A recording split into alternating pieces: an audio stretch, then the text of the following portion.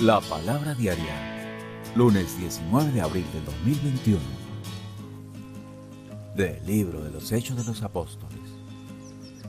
En aquellos días, Esteban, lleno de gracia y poder, realizaba grandes prodigios y signos en medio del pueblo. Unos cuantos de la sinagoga, llamada de los Libertos, oriundos desde Cirene, Alejandría, Cilicia y Asia, se pusieron a discutir con Esteban, pero no lograban hacer frente a la sabiduría y al espíritu con que hablaba. Entonces indujeron a unos que asegurasen: le hemos oído palabras blasfemas contra Moisés y contra Dios.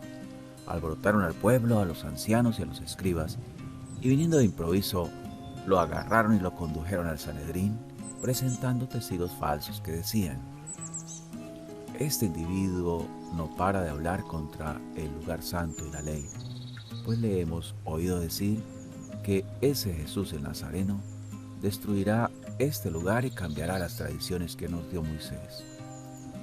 Todos los que estaban sentados en el Sanedrín fijaron su mirada en él y su rostro les pareció el de un ángel.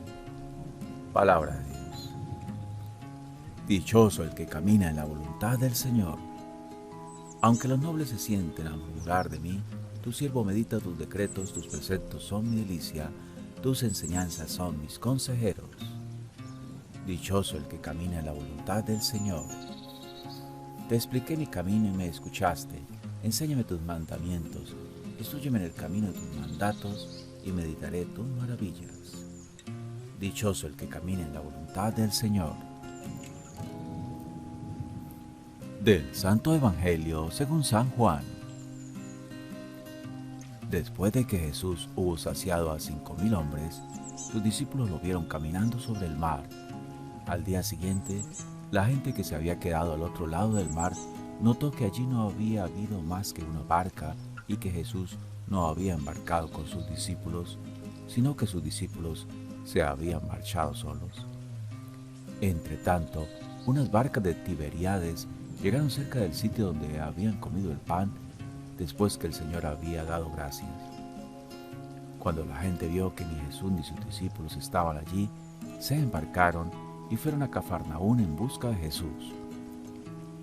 Al encontrarlo en la otra orilla del lago, le preguntaron: Maestro, ¿cuándo has venido aquí?